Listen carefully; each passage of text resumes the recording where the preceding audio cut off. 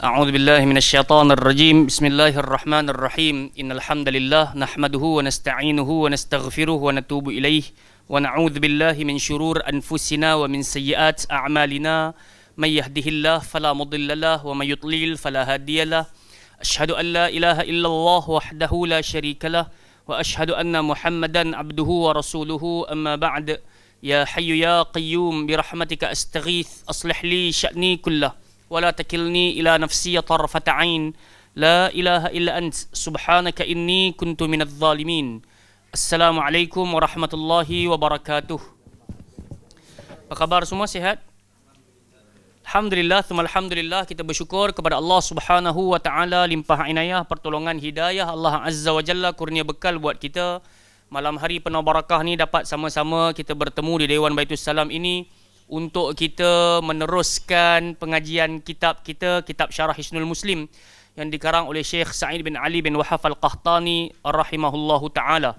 Alhamdulillah, saya ucapkan juga tahniah kepada antum yang mana daripada pagi tadi berjuang dengan jiwa dan juga harta untuk sama-sama hadir ke Dewan Baitul Salam ini untuk mendapatkan ilmu pengetahuan. Dan saya teringat ucapan baginda sallallahu alaihi wasallam yang mana baginda nyatakan innakum sayatuna aqwam yatlubuna al-ilm, sesungguhnya kalian benar-benar akan didatangi oleh satu kaum yang mana mereka ni nak dapatkan ilmu pengetahuan. Fa idza wajaduhum faqalu lahum, saat kalian bertemu dengan mereka ucapkanlah ucapan ini kepada mereka, iaitu marhaban biwasiyati Rasulullah sallallahu alaihi wasallam, selamat datang kepada para pemegang wasiat Nabi sallallahu alaihi wasallam.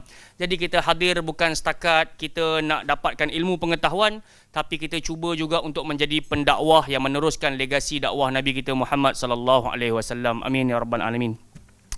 Taib, jadi insya-Allah pada malam hari ini kita akan menyambung kembali pembacaan kitab kita pada tajuk yang ke-51 pada muka surat 266, yang mana pada pertemuan yang sudah kita dah masuk sedikit daripada tajuk ini dan kita tak sempat nak habiskan baki-baki dalam tajuk ini.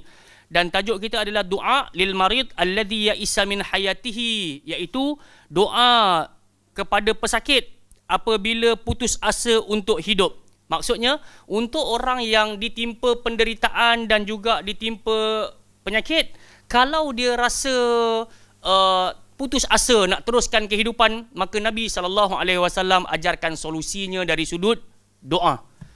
Makanya pada pertemuan yang sudah kita dah syarah dah, apakah itu ya'isa, iaitu putus asa, ai inqata'a amaluhu fil hayah. Yang dinamakan putus asa tersebut artinya adalah angan-angannya untuk hidup sudah pun terputus. Ada orang ni Allah Ta'ala uji sampai dia sangat berharap agar disegerakan untuk mati. Tapi boleh tak kita doa kepada Allah agar disegerakan mati? Kalau kita baca dahulu di awal-awal tajuk kita dalam kitab Hisnul Muslim ni, kita akan jumpa satu tajuk besar, iaitu doa-doa yang dilarang ataupun doa-doa yang terlarang. Dan di antaranya adalah doa untuk segera mati. Tak boleh. Sebab tu juga Nabi SAW sebut kepada kita, la tad'u ala anfusikum wala ala amwalikum wala ala auladikum. Nabi kata jangan pernah kalian doakan keburukan untuk diri kalian, jangan pula kalian doakan keburukan untuk harta dan juga anak-anak kalian. Tapi kalau sampai satu part kita dok berasa putus asa dah, kecewa sangat dah dengan urusan kehidupan, anak, isteri, family buang kita, kerja pun tak ada dah, penghasilan upah pun dah makin berkurang ataupun langsung tak ada, maka di sana Nabi SAW ajarkan kepada kita, tambah-tambah orang yang betul-betul terkena penyakit berat. Kan ada orang sampai kena 3 serangkai. Apa lagi penyakit-penyakit berat? Penyakit jantung lah, buah pinggang lah, diabetik lah, potong kaki apa ni semua ni. Maka Nabi ajarkan kita satu doa, ataupun orang-orang begitu dengan satu doa, iaitu Allahumma ahyini, ya Allah ya Tuhanku, hidupkanlah aku, in kanatil hayatu khairan li, sekiranya kehidupan itu baik untuk aku, maka hidupkan aku ya Allah. Wa tawaffani, dan matikanlah aku ya Allah, in kanatil wafatu khairan li, andai kata kematian tu baik untuk aku, matikanlah aku ya Allah. Jadi ini antara bentuk doa yang kita boleh minta pada Allah Azza wa Jal. Dan apa yang sedang kita sentuh dalam kitab kita ini ataupun tajuk kita pada malam hari ini adalah kesinambungan, iaitu doa untuk orang yang sakit apabila dia putus asa untuk hidup, dan kita dah syarah dah pada pertemuan yang sudah. Apakah doa tersebut? Kita sebut sama-sama. Allahumma ghafirli warhamni wa alhiqni birrafiqil a'la. Jadi kita nak kena belajar dan kita nak kena beramal dengan doa ni. Maksudnya bukan beramal macam sekarang, tapi kita adakan persediaan. Andai kata benar-benar kita teringat satu hari nanti kita diuji oleh Allah Azza wa Jalla, sampailah rasa putus asa dah nak teruskan kehidupan, ataupun dah rasa nyawa aku tak panjang dah ni. So ini antara benda yang kita boleh minta pada Allah Ta'ala, iaitu Allahumma ghafirli, ya Allah ya Tuhanku, ampunilah aku. Kemudian warhamni, kasihanilah aku ataupun berilah rahmat kepadaku, wa alhiqni birrafiqil a'la, dan satukanlah aku ataupun bawalah aku untuk menuju kepada ar-rafiq al-a'la. Dan kita dah syarah dah siapakah itu ar-rafiq al-a'la, apakah itu ar-rafiq al-a'la. Sebahagian berpendapat ar-rafiq al-a'la adalah Allah. Yang kedua, pendapat yang kedua adalah syurga. Bawalah aku untuk masuk ke dalam syurga. Ataupun pendapat yang ketiga, sandingkan aku bersama-sama orang-orang ataupun teman-teman yang terbaik, yang disebutkan sebagai wa hasuna ulaika rafiqa. Yang ini kita boleh baca ayatnya dalam surah An-Nisa ayat 69, yang Allah Ta'ala nyatakan faulaika ma'alladzina an'amallahu alaihim minan nabiyyin was-siddiqin wasyuhada was-salihin wa hasuna ulaika rafiqa. Dan apa yang kita dok minta ni sebenarnya adalah permintaan kita dalam solat kita saban waktu. Yang saat kita sebut iyyaka na'budu wa iyyaka nasta'in, kepada engkaulah kami sembah, kepada engkaulah kami minta tolong. Selepas itu kita kata apa pada Allah? Ihdinas siratal mustaqim, tunjukkan kami jalan-jalan orang yang lurus, tunjukkan kami jalan orang-orang yang engkau bagi nikmat, ataupun jalan-jalan yang lurus. Apakah jalan tersebut? Jalan siapakah itu? Maka di sini Allah Ta'ala beritahu jalan-jalan tersebut adalah jalan para Nabi, jalan orang-orang yang siddiqin, orang yang jujur pada ucapan dan tidak tanduk, wasyuhada, dan juga orang yang mati syahid, dan juga orang yang saleh. Dan di sini Allah Ta'ala katakan, dan mereka itulah sebaik-baik teman. Kerana itu selagi mana nyawa kita masih di kandung badan, carilah teman terbaik. So antara teman yang paling baik untuk kita jadikan sebagai sahabat, pendamping, kalau nak cari orang yang mati syahid, dah mati dah pun dia. Nak cari para Nabi, kesemuanya pun Allah Ta'ala telah cabut nyawa mereka. Maka yang tinggal dengan kita siapa? Salihin dan siddiqin. Orang-orang yang jujur, orang-orang yang saleh. Kalau kita cari kawan-kawan si penipu, maka satu waktu kita sendiri pun akan terkesan dengan penipuan, dan kita akan bergelumang, dan juga kita pun akan laksanakan penipuan. Kerana itu, carilah kawan yang baik-baik. Kalau tak ramai kawan kita pun tak apalah, asalkan mereka jujur dalam ucapan, dalam perbuatan, dalam manhaj dan seterusnya. Dan kita sangat risau, kita dapat kawan yang ramai, followers yang ramai, kalau kita share satu status, ramai orang like, tapi rupa-rupanya mereka itu bagaikan serigala yang menunggu waktu sahaja nak memakan kita dan membunuh kita. Na'udzubillahi min dzalik. Jadi Allah bagi isyarat dalam ramai-ramai teman, yang terbaik inilah dia. Dan kita pun kata, macam mana kita nak ambil ibrah daripada kebaikan para Nabi, orang mati syahid?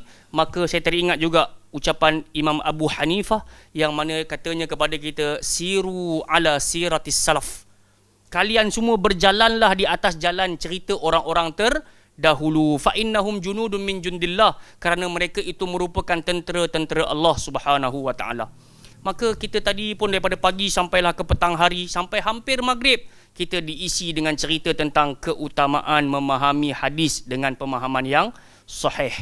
Jadi kita belajar tentang hadis, kita akan belajar tentang rijalul hadis. Kita belajar tentang cerita-cerita orang-orang saleh yang terdahulu yang menceritakan tentang hadis-hadis Nabi sallallahu alaihi wasallam.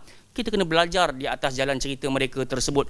Kesungguhan mereka yang sanggup bergolok gadang apa yang mereka ada tu, harta-harta mereka, mereka sanggup perjuangkan, sanggup buang duit mereka semata-mata nak mendapatkan kesahihan satu-satu hadis.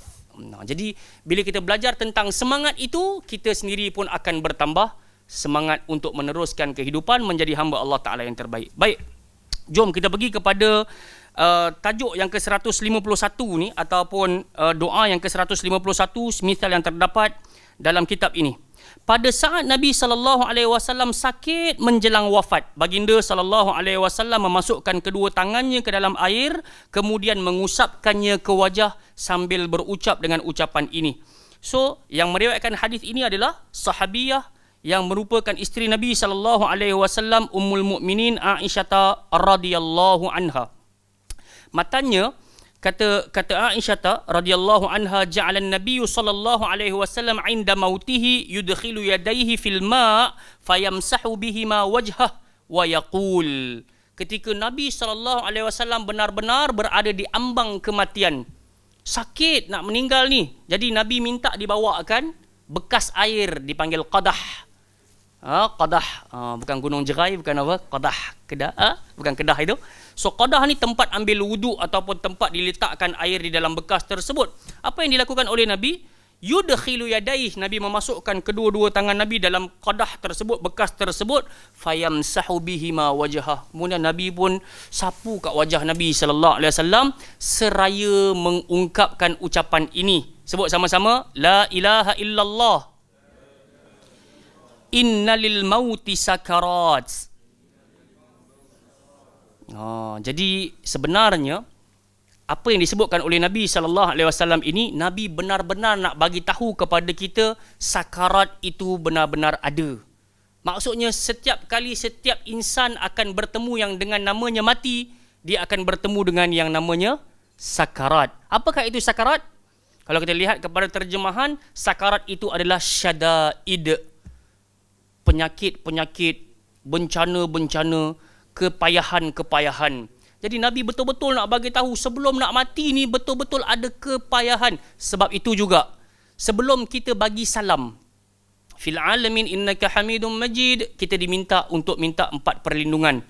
Perlindungan pertama, Allahumma inni a'udzubika min azabi jahannam wa min azabil qabr wa min fitnatil mahya wal mamat wa min syarri fitnatil masihad dajjal. So kita tahu yang ketiga ni Nabi betul-betul nak bagi isyarat kepada kita, mintalah perlindungan Allah Ta'ala daripada terkenanya fitnah kehidupan dan fitnah kematian. Sebab fitnah ni maksud dia apa bang? Ujian. Barakallahu fiqh. So ada orang dia diuji dengan kematian yang mudah, ada orang diuji dengan kematian yang sengsara. Tapi kod mana pun akan ada yang namanya ujian. Baik, hadis ini riwayat Bukhari. Baik, sabda Nabi SAW ataupun sabda beliau, beliau memasukkan kedua tangannya ataupun baginda memasukkan kedua tangannya ke dalam air dan mengusapkannya ke wajah sebagai apa? Penolak hawa panas menjelang kematian. Jadi yang ini yang kita belajar daripada hadis ini, Nabi SAW sebelum wafat, apa yang Nabi buat? Susah nak meninggal dunia, sukar nak mati ataupun sukar nak meninggalkan dunia ini, menyebabkan wajah Nabi SAW rasa panas sebelum wafat, dan Nabi minta didatangkan air, kemudian Nabi celup kedua tangan dan Nabi sapu. Kalau ditanya kepada kita kenapa Nabi buat begitu, maka ini antara jawapannya, penolak hawa panas menjelang kematian atau menolak rasa susah dan bencana yang dia rasakan. Ini yang kita kata, apa maksud sakarat tadi? Maksud dia adalah syada'id, kepayahan sebelum meninggal dunia. Taib, sabda Nabi SAW, sesungguhnya kematian itu diawali dengan sakarat, iaitu sebagai banyaknya ataupun berbagai kesusahan. Taib, jemaah yang dimuliakan oleh Allah Subhanahu wa Ta'ala. La ilaha illallah. Jadi kita sebelum wafat ataupun kita sebelum meninggal dunia, maka kita kena memperbanyakkan tahlil. Start daripada sekarang. Kita jangan pandang tahlil macam orang-orang kita punya pandangan. Kita kena faham hakikat tahlil. Kadang-kadang ramai di kalangan kita yang kita mengaku kita ni salafi, kita dengar je perkataan tahlil, kita senyum kambing ataupun kita ada senyuman izdira', senyuman penghinaan. Kita kena sedar diri, tahlil itu artinya adalah la ilaha illallah. Dan la ilaha illallah tu maksud dia apa? La ma'buda bihaqqin illallah wahdahu la syarikalah. Tidak ada yang layak diibadahi secara benar kecuali Allah, dan kita tidak menduakan dengan sesuatu apa pun kepada Allah Subhanahu wa Ta'ala. Baik. Jadi ini yang disebutkan oleh Nabi sallallahu alaihi wasallam. So ajarkan kepada orang yang hampir-hampir mati dan dia rasa putus asa dah nak hidup ni. Perbanyakkanlah untuk mengucap la ilaha illallah. So tak payahlah nak sebut innalil mauta sakarat ni, tak payah sebutlah. Kan? So orang yang nak mati ni kita nak ajar dia apa? Faham tak? Kita yang belajar, mudah-mudahan ini menjadi amalan untuk kita saat kita nak mati. Tapi untuk orang yang hampir-hampir nak mati ni, dan dia saat kita jumpa je dia mesti kata, aku rasa hidup aku tak panjang dah ni. Aku rasa macam dah cukup dah, apa aku ada ni aku rasa nak pi dah. So kita beri pesan dekat dia. Nabi SAW sebelum kewafatan baginda, Nabi menyebut la ilaha illallah. Jadi kita pun sangat berharap supaya kita pun dapat meninggal dengan mengucapkan la ilaha illallah. Baik, jom kita pergi kepada doa yang ke-152 pula. Doa ini datang daripada Abi Sa'id Al-Khudri dan juga datang daripada jalan Abi Hurairah radhiyallahu anhuma. Baik, kita dengar sama-sama. An Abi Sa'id Al-Khudri wa an Abi Hurairah radhiyallahu anhuma qala Rasulullah sallallahu alaihi wasallam. Datangnya daripada dua jalan ini, jalan Abu Sa'id Al-Khudri dan Abu Hurairah radhiyallahu anhuma, mereka berdua berkata, Nabi sallallahu alaihi wasallam pernah bersabda. Jom kita sebut sama-sama dahululah doanya ini. La ilaha illallah. Wallahu akbar. La ilaha illallah wahdah. La ilaha illallah wahdahu la syarikalah. La ilaha illallah lahul mulku wa lahul hamdu la ilaha illallah wa la hawla wa la quwwata illa billah. Hadis ini riwayat Imam Tirmizi. Baik, Abu Isa Tirmizi. Baik, jadi hadis ini ataupun doa yang kita baca ramai-ramai tadi sebenarnya ada matan yang panjang. Maka dia telah dikompres menjadi sependek ini. Dan jalan ceritanya telah kita sebutkan tadi, datang daripada jalan cerita Abu Sa'id Al-Khudri dan juga Abu Hurairah radhiyallahu anhuma, di mana Nabi sallallahu alaihi wasallam bersabda dengan baik-baik, man qala, barang siapa yang mengucapkan la ilaha illallah wallahu akbar. La ilaha illallah wallahu akbar. Maka apa yang disebutkan oleh Allah Ta'ala kembali, saddaqahu rabbuhu. Allah Ta'ala akan membenarkan ungkapan orang tadi. La ilaha illallah wallahu akbar. Allah membenarkan dengan Allah pula berfirman, la ilaha illa ana. Benar kata Allah Ta'ala, tidak ada ilah yang berhak diibadahi kecuali aku. Wa ana akbar. Kemudian Allah pun bagi tahu, dan akulah yang maha besar. Kan kita sebut la ilaha illallah wallahu akbar. Jadi sebelum kita pergi kepada yang panjang-panjang ni, saya nak kita semua fikirkan, sebenarnya saat kita memuja Allah Subhanahu wa taala, Allah Taala reply. Allah Taala balas apa yang kita ucapkan. Jadi itu yang kadang-kala kita macam blur bila ada di kalangan guru-guru, penceramah-penceramah, dia ajar kita zikir hu ha tu. Tak kisahlah apa sahaja datang sumber yang dia kata datang daripada tok guru ini ke tok guru itu ke, hatta Syekhul Azhar sekali ke, tak kisahlah. Dalilnya, adakah Allah Ta'ala akan reply apa yang kita duk zikir walaupun sejuta kali? Hu ha dan semisalnya. Jadi sebab tu kita kata berpeganglah dengan sunnah, peganglah dengan Quran dan sunnah Nabi, sebab ada kejayaan dalam mengamalkan Quran dan sunnah. Tapi selama mana kita berjaya zikir hu sejuta kali sekalipun, belum tentu ianya diterima oleh Allah Subhanahu Wa Taala dan belum tentu ada apa-apa manfaat yang Allah Taala berikan. Hatta boleh jadi Allah langsung tak reply.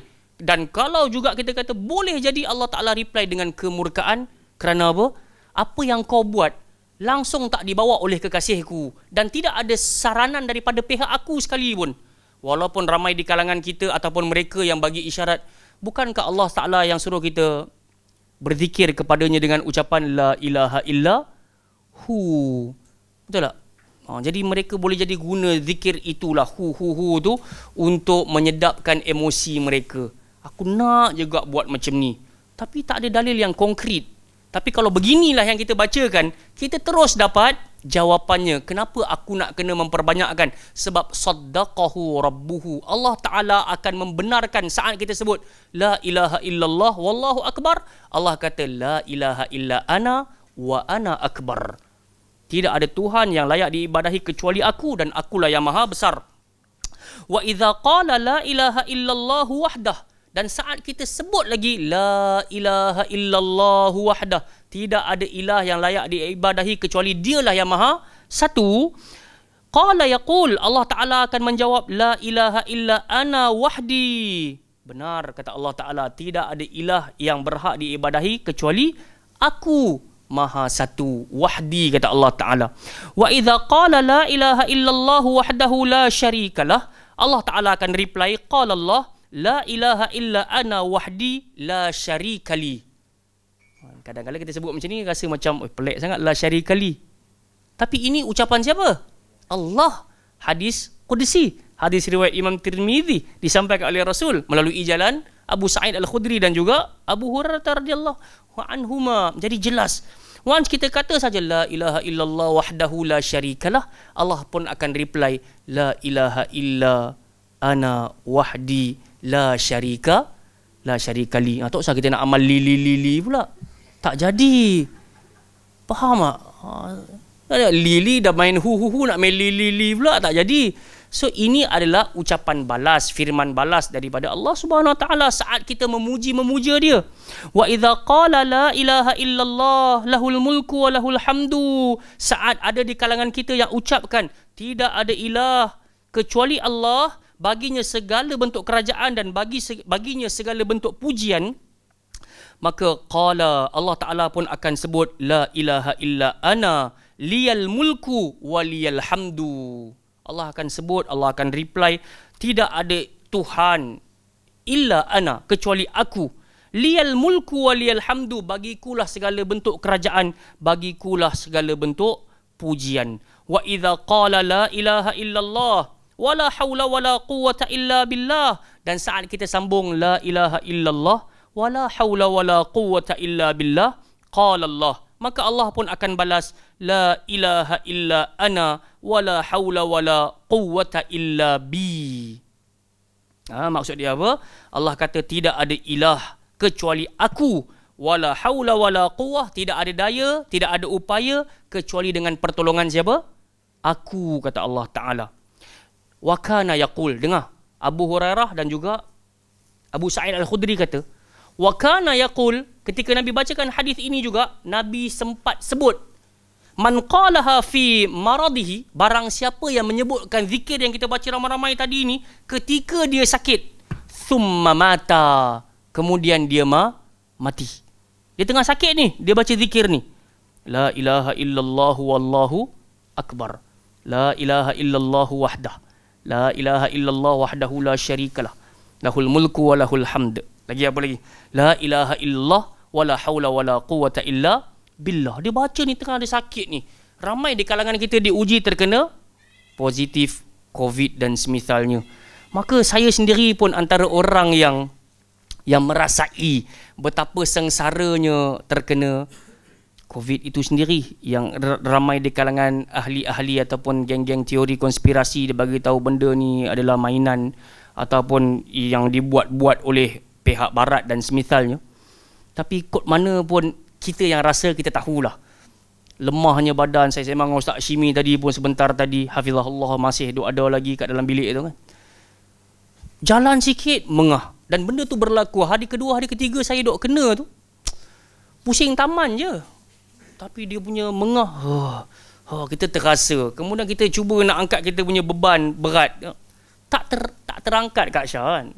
Kita kat rumah kita ada kita punya dumbbell barbell kita kan. Angkat tu, berasa macam baru mula nak daftar gym balik awal-awal. Tapi alhamdulillah lah, hasil kebergantungan kita pada Allah Ta'ala. Kita jaga makan, kita jaga minum, kita bersenam sikit-sikit, so rasa ada kekuatan sikit-sikit kembali. Ada, alhamdulillah. Tapi nak ceritanya, memang time kena tu, memang doa kat Allah jangan mati, jangan mati COVID ni. Kawan-kawan aku tak boleh nak tolong je. Tak, itu antara benda yang terucap dalam hati. Tapi kalau Allah Ta'ala takdirkan mati, so kita ridalah. Innalillahi wa inna ilaihi raji'un. dalam waktu yang kena tu, anak isteri semua kat kampung kan, kita duduk seorang-seorang kat KL ni kan. Ush, memang macam-macam lah bentuk pikiran kita melayang-layang ni. Ni mati ni, apa aku nak baca ni. Itu yang kawan-kawan duk hantar mesej, sakit boleh ingat Allah kan? Tak sakit tak mau ingat kan. Kau ustaz tak ustaz, aku bagi satu macam dia kata kan.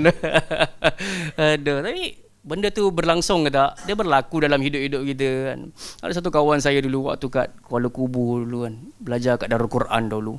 Tengah-tengah kami balik berjalan daripada masjid ni, lalu dekat depan rumah warden. Biasa dekat depan rumah warden tu ada longkang yang diletakkan besi kat atas tu. Tapi tak tahulah hari tu besi tu kena curi ke macam mana. Kawan kita ni badan 100 kilo punya kan. Sekali dia masuk kat dalam tu, boom, Allah. Kami yang duduk kat atas ni duduk tengok, tu tengah sakit boleh ingat Allah kata. Nakai lagi macam tu. Angkatlah aku dulu kan, barulah maki dia kata. Nak angkat lagu mana berat kata. So ramai-ramai tolong sponsor sikit. Ternaik. Sampai hari ni cerita tu diulang-ulang. Baru ni dia kena COVID pun kita kata, sakit pun baru ingat Allah kata kan. Subhanallah. So benda tu berlangsung dalam hari-hari kita. Sebenarnya bila Allah Ta'ala sayang kita, Allah Ta'ala akan uji. So benda tu pun real juga, benar. Sahabat-sahabat Nabi kita dalam cerita salafus soleh, kalau mereka ni tak diuji, mereka akan rasa, ish, besarnya dosa aku sampai langsung tak ada ujian ni. Apa yang Allah nak uji aku ni? Istidraj ke apa? Langsung tak kena ujian ni. Kita pula benar-benar, Nabi kata, ni'matani maghbunun fihi makathirun minan nas, as-sihhatu wal faragh. Dua nikmat yang manusia pandang remeh dan sering tertipu, nikmat sihat dan juga nikmat masa lapang. Dan kita pun sangka, dengan aku banyak duit, dengan aku sihat, Allah Ta'ala ridha.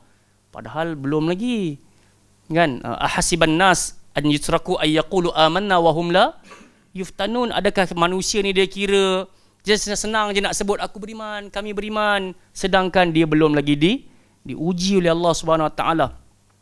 Sebab tu ada sebuah hadis Nabi sallallahu alaihi wasallam sebutkan, wa idza ahabballahu qauman ibtalahum. Apabila Allah Ta'ala sayang kepada satu kaum, maka Allah Ta'ala akan timpakan ujian ke atas mereka.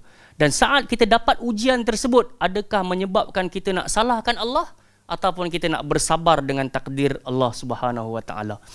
Betul tak? Ada orang dia tak diiman kan. Bila dia kena ujian tu, sekejap dia salahkan Allah. Ya Allah, aku dah buat macam ni, kenapa kau uji aku macam ni? Aku dah buat macam ni, kenapa kau duga aku macam ni? So dia salahkan Allah Subhanahu Wa Ta'ala.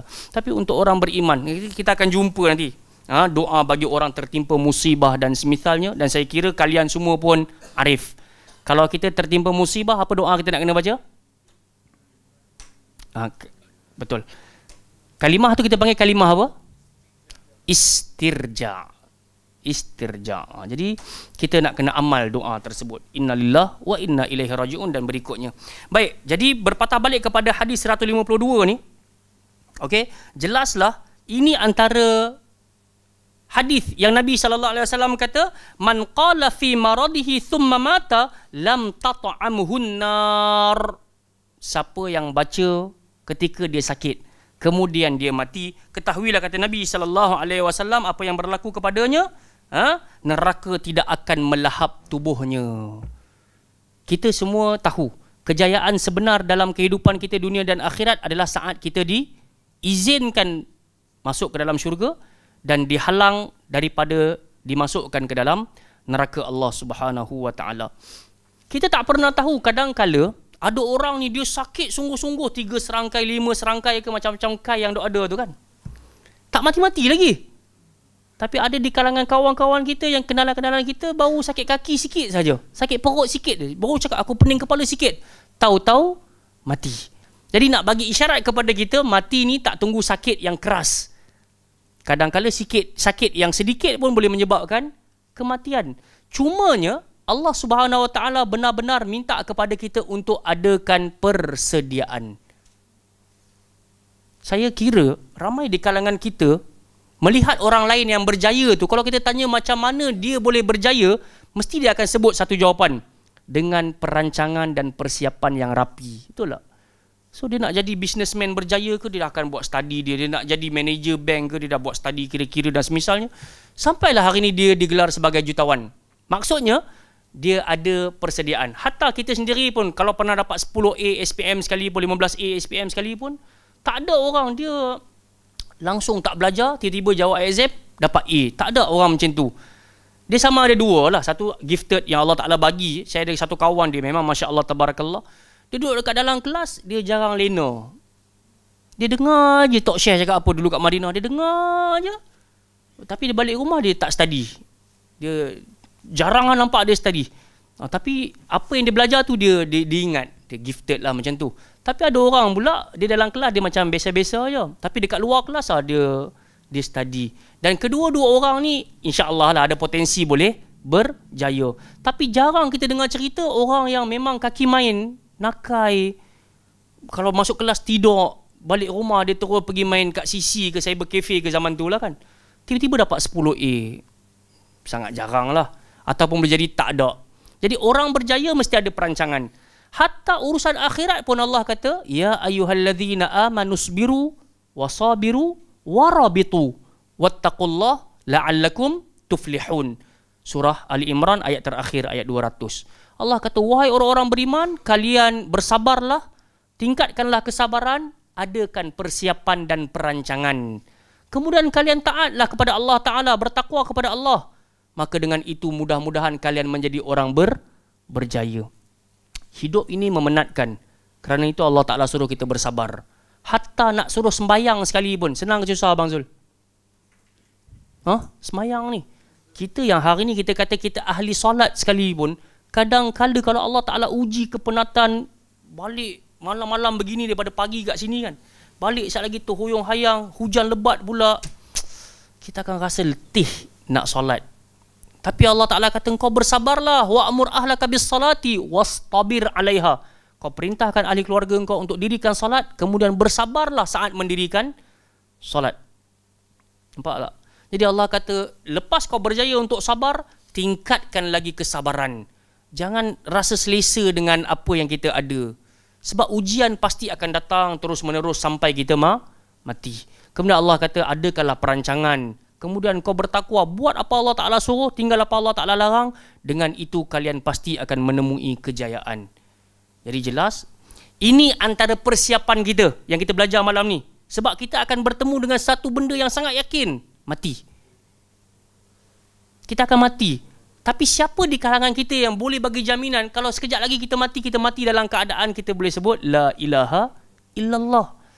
Maka dengan itu Nabi SAW tinggalkan kepada kita amalan-amalan yang Nabi bagi tahu juga dia punya impak dan balasan. Kau tak akan dimakan oleh api. Tubuh badan kau tak akan dilahap oleh neraka Allah Subhanahu Wa Taala. Apa nak kena baca bang? La ilaha illallahu wallahu akbar. La ilaha illallahu wahdah. La ilaha illallahu wahdahu la syarikalah.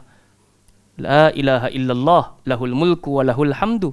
La ilaha illallah wa la hawla wa la quwwata illa billah. Cubalah yang ada buku, baca sungguh-sungguh dengan mata hati biar kita dapat amal. Yang tak ada buku, snap lah picture ke, cubalah untuk hafal. Sambil bawa motor sekejap lagi, sambil bawa kereta bawa balik sekejap lagi, cuba try hafal. Sebab saya kira lah, ni kiraan kita lah, bukan saya seorang lah, benda ni kita dah bermain dengan dia selalu sangat dah. La ilaha illallah. Tinggal lagi kita kadang-kadang lupa je wahdahu dulu ke, wallahu akbar ke, lahul mulku wa lahul hamdu ke. Yang penting Allah Ta'ala maha tahu kita punya usaha datang nak belajar ni sebenarnya untuk menampakkan hasil kedatangan kita pada malam hari ini saat kita boleh beramal dengan apa yang kita belajar. So, saya doa untuk diri saya dan kita semua supaya saban hari kita menanti kematian kita, tiba-tiba Allah Ta'ala uji, maka ingatlah doa ini untuk kita baca. Tambah-tambah kalau kita rasa tak ada, dah putus asa dah, tak ada harapan dah nak hidup, bacalah doa ini. Baik, jom kita pergi kepada tajuk yang ke-52, iaitu mentalqin orang yang sedang sakarat. Ini pun antara salah satu bentuk ujian Allah Ta'ala bagi kepada kita. Kalau kita tak ada ilmu, nescaya kita saat bertemu dengan orang yang nazak, kita akan sebut benda yang selain daripada ajaran Quran dan sunnah Nabi sallallahu alaihi wasallam. Sabarlah, sabarlah, doktor sampai jap lagi, doktor sampai jap lagi. Macam-macam kan? Tapi ada orang dia tengok sahaja dengan basirah dia, dengan penglihatan hati dia boleh tahu dah orang ni macam dah nak pi dah. Dia tengok je dengan tercungap-cungapnya kan, dengan mata kejap terbeliak kejap macam. Jadi ada benda yang Nabi suruh kita buat saat lihat orang yang sedang berhadapan dengan sakarat. Hadis ini datang daripada Muadz bin Jabal. An Muadz bin Jabal radhiyallahu anhu qala Rasulullah sallallahu alaihi wasallam, "Man kana akhiru kalamihi la ilaha illallah dakhala al-jannah." Rawahu Abu Daud wal Hakim. Hadis riwayat Abu Daud dan juga Al-Hakim. Muadz bin Jabal radhiyallahu anhu dia cerita, Nabi sallallahu alaihi wasallam pernah bersabda, "Man kana akhiru kalamihi," barang siapa yang akhir ucapan dalam hidupnya adalah la ilaha illallah dakhalal jannah, pasti dia akan masuk ke dalam syurga Allah Subhanahu wa taala. Poin utamanya yang kita nak sampaikan, siapa di kalangan kita yang betul-betul boleh bagi jaminan sebelum kita mati kita boleh sebut la ilaha illallah. Sebab tu la ilaha illallah bukan sekadar ucapan, dia perlu kepada pemahaman dan juga penghayatan. La ilaha illallah, dia bukan la ilaha illallah, la ilaha illallah selesai. Kalau begitu ramailah orang dia mengaku aku Muslim sebab aku sebut la ilaha illallah, tapi dia tak sebut, tapi dia tak solat, dia tak puasa, dia tak baca Quran, tak jadi juga. Sebab tu nak kena menghidupkan kalimah la ilaha illallah Muhammadur Rasulullah bukan hanya dengan ucapan tapi dengan perbuatan. Baik, kalau kita tengok pula kepada hadis yang direkodkan diceritakan daripada Abi Hurairah radhiyallahu anhu, Nabi sallallahu alaihi wasallam bersabda, "Laqinu mautakum la ilaha illallah." Ajarkanlah kepada orang yang hampir mati di antara kalian dengan ucapan la ilaha illallah. Okey, jadi benda ni dibuat tak oleh Nabi sallallahu alaihi wasallam? Nabi pernah pergi kepada pak cik Nabi, Abu Talib. Betul? Nabi kata apa? Qul la ilaha illallah ya ammi, wahai pak cikku, wahai bapakku, ya abi. Sebutlah la ilaha illallah. Maksudnya Nabi sendiri pun buat. Nabi pernah ada seorang khadim. Khadim ni maksud dia apa? Pembantu. Daripada kalangan Yahudi. Pembantu Nabi ni Yahudi.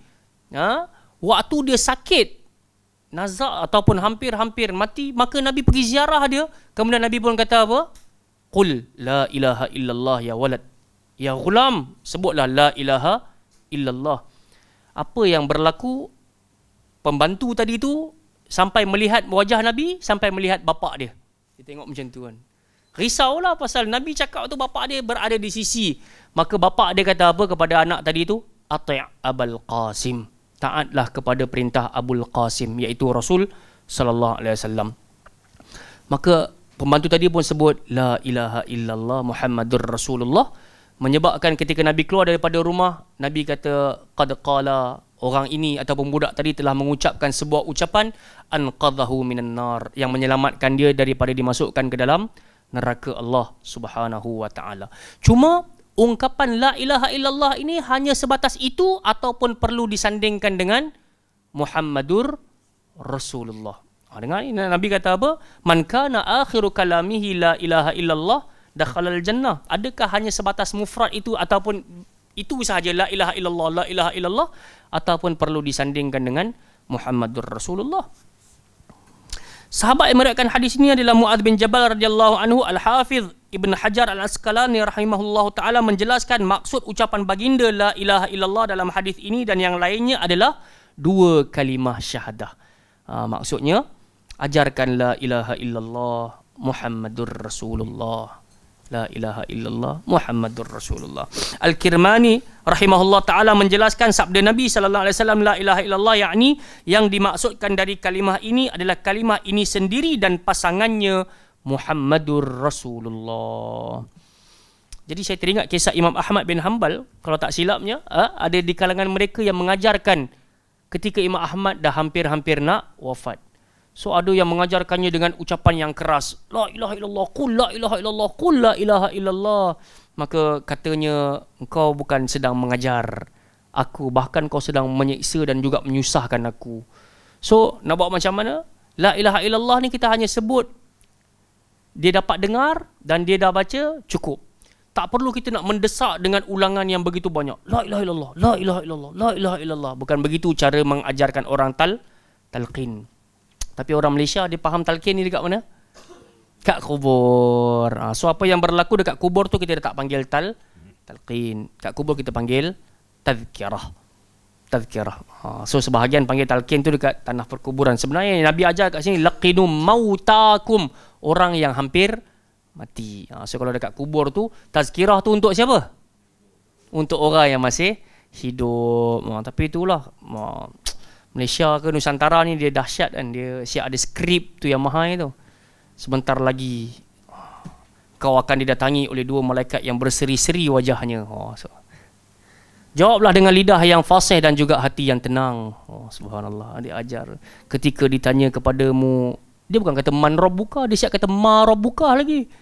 Kan? Orang Melayu kadang-kadang kita duduk dengar cerita-cerita dulu, ma rabbuka. Kan? Apa pula Tuhanmu? Patutnya man rabbuka. Jadi bila kita mengajar, kita kata benda ni tak ada, Wahabi, habis. Kita kalah pasal ada main buah tu je kan. Padahal kalau dalam hadis Nabi ada tak hadis tu man rabbuka, man nabiyuka? Ada.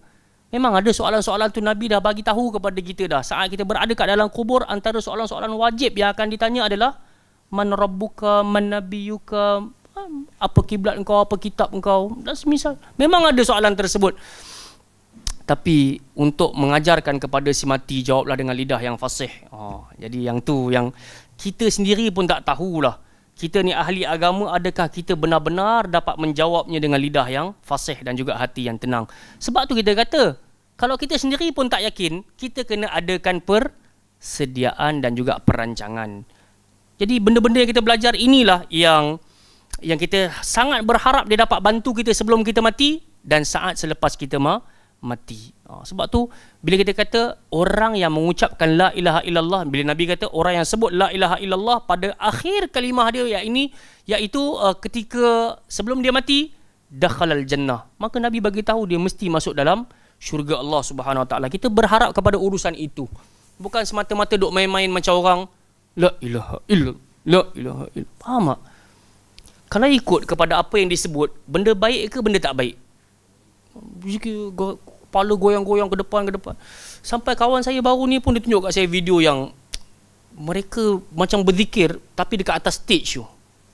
Yang macam, yelah, nak kata headbanging pun tak headbanging lah, tapi stage tu macam gung-gung, gegar-gegar gitu kan. So kawan saya tanya, Faiz, Nabi ajar ke macam ni?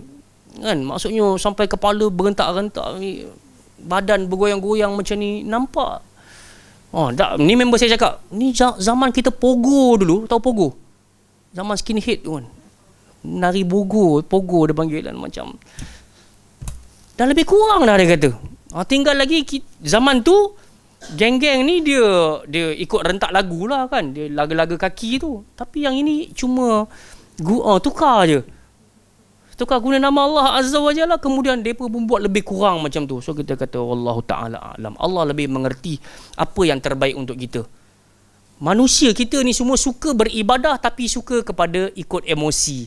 Sedangkan yang terbaik kena ikut dalil. Tadi Dr. Rozaimi pun pesan benda yang sama.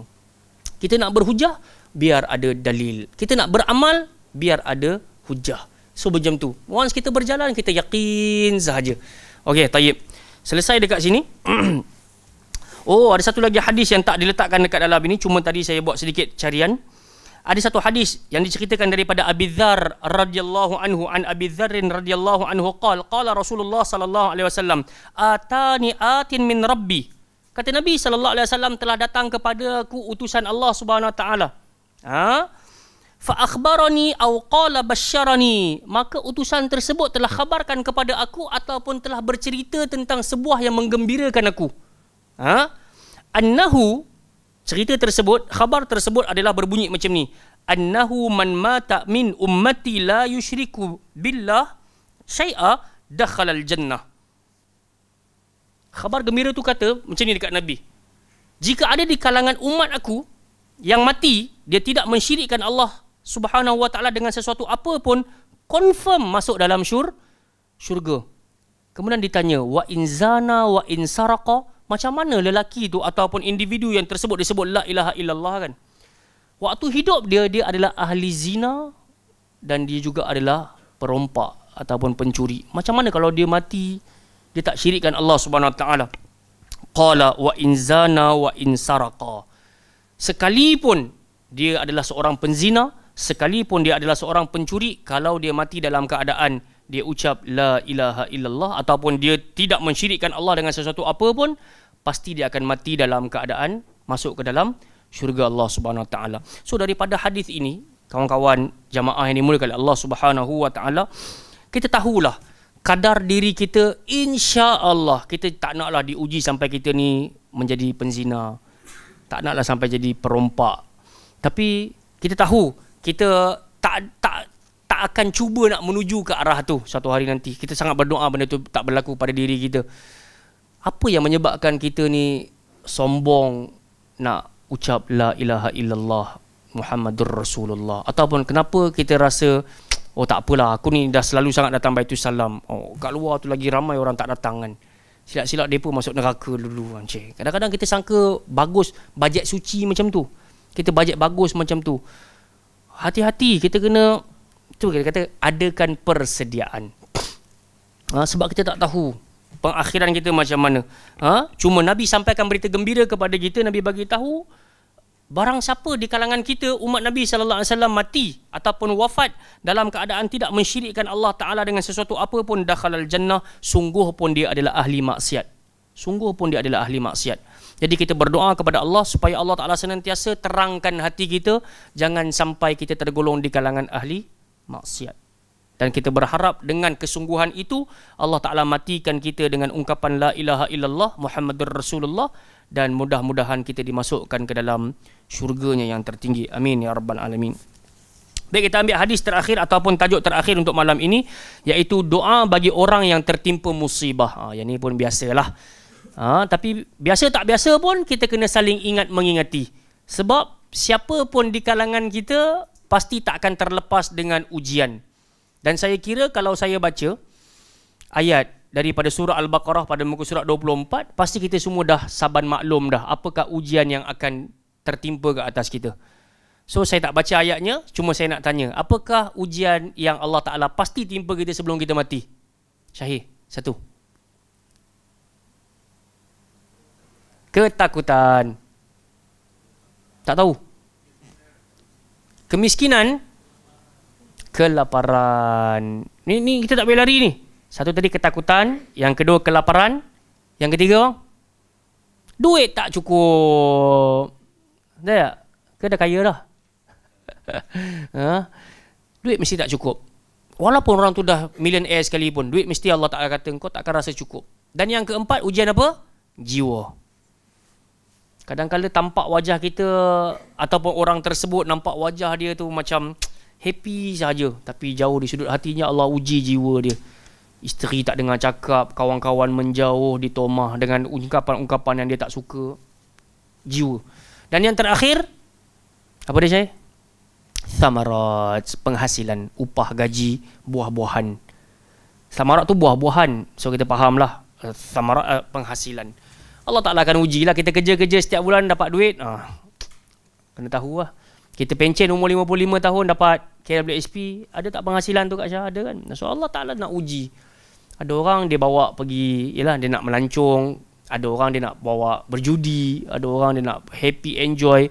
Semua akan ujian. Ada ujian untuk mereka lima-lima hal ini. At last Tuhan kata wabasyiris sabirin, sampaikanlah berita gembira kepada orang-orang bersabar. Baik, jom kita lihat kepada satu kisah yang gemilang yang berlaku kepada Ummu Salamah radhiyallahu anha, yang merupakan isteri kepada Nabi sallallahu alaihi wasallam. An Ummi Salamah radhiyallahu anha annaha qalat, daripada Ummu Salamah radhiyallahu anha katanya, sami'tu Rasulullah sallallahu alaihi wasallam yaqul, aku pernah dengar Nabi sallallahu alaihi wasallam bersabda, ma min muslimin tusibuhu musibatun, mana-mana muslim yang tertimpa salah satu bentuk musibah ke atas dirinya, fayaqul ma amarahullah, kemudian dia pun mengungkapkan apa yang Allah ajarkan.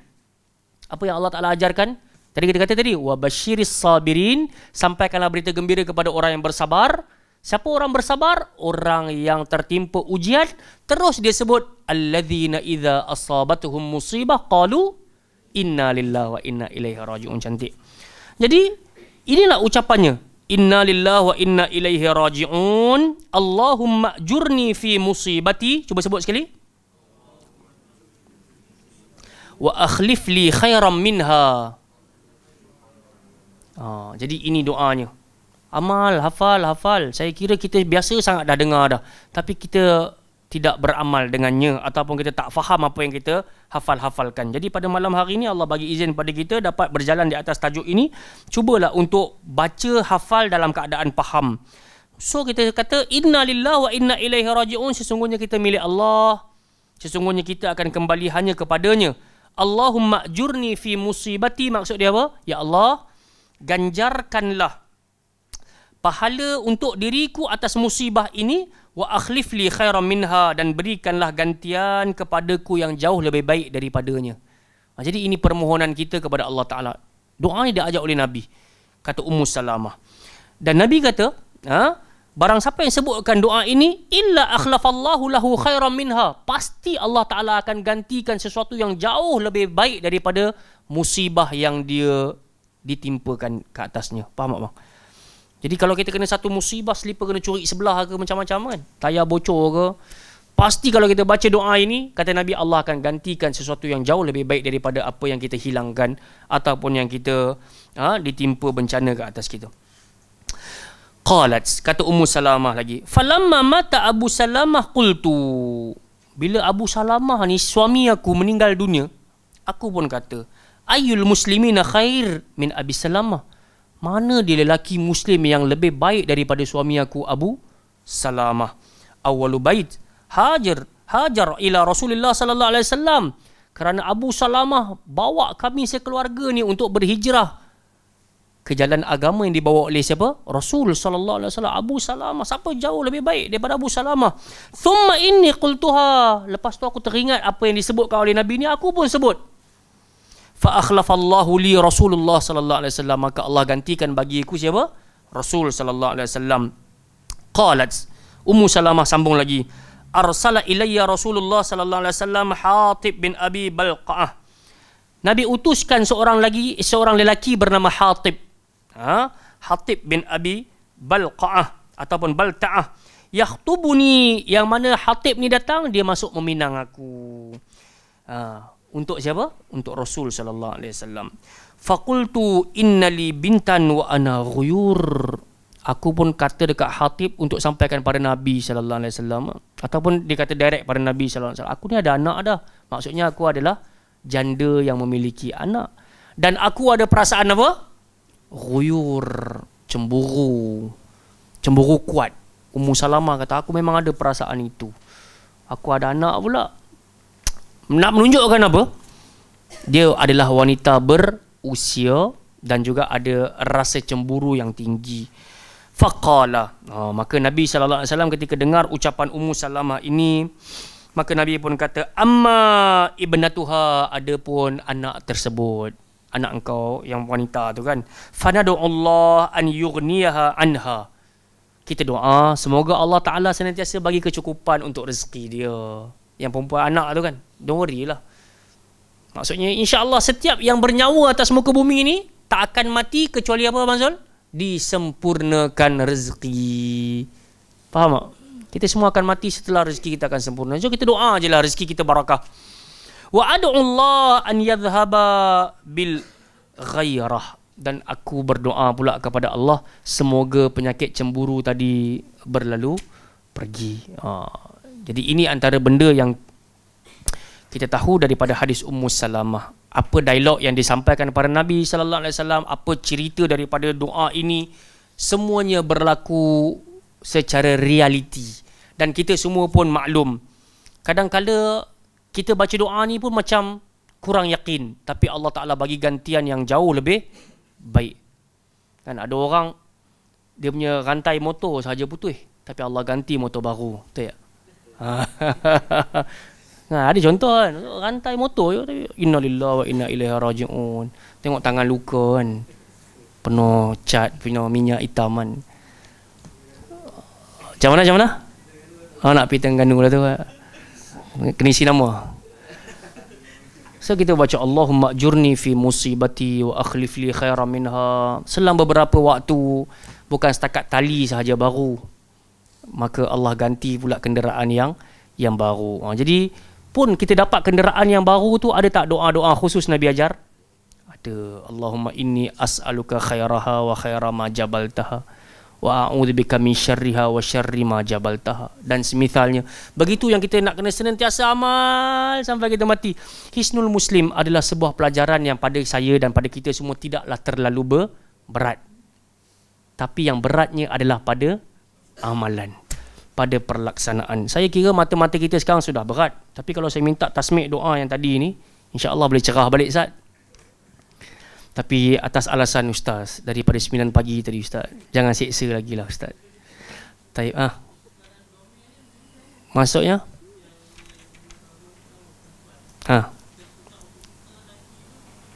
yang mana? Tak ada domer penggantian pun. Bismillah.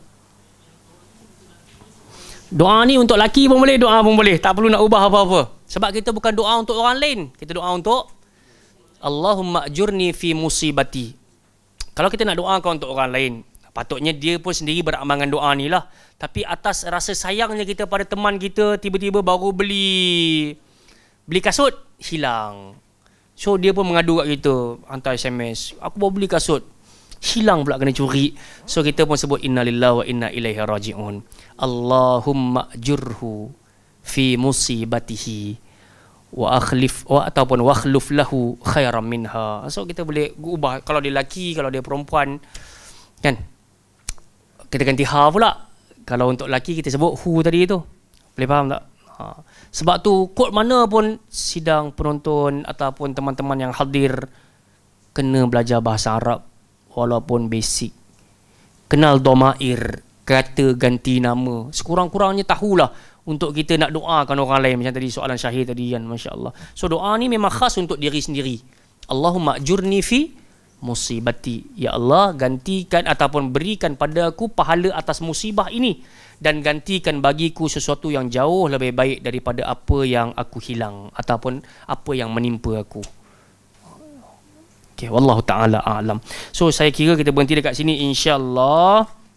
Pertemuan akan datang kita akan sambung pada doa ketika memejamkan mata mayat. No, tu dia. Ada doa juga. Taib. Jadi siapa, yalah, kita berdoa lah pada Allah Ta'ala agar Allah bagi kekuatan pada kita dapat beramal. Kita tak pernah tahu kalau tiba-tiba Allah bagi izin kepada kita, live depan mata ada orang dah hampir-hampir mati ataupun dia meninggal, mata terbuka kan. Jadi inilah di antara benda yang kita akan sentuh pada pertemuan yang akan datang, insya-Allah. Taib. Yang baik datang pada Allah Azza wa Jalla, yang lemah datang daripada diri saya dalam berkongsi pada malam hari ini. Panjang umur murah rezeki, kita bertemu lagi insya-Allah. Subhanakallahumma wa bihamdika, asyhadu an la ilaha illa anta, astaghfiruka wa atubu ilaik. Wa sallallahu ala nabiyina Muhammad ala alihi washabihi wa baraka wa sallam. Assalamualaikum warahmatullahi wabarakatuh.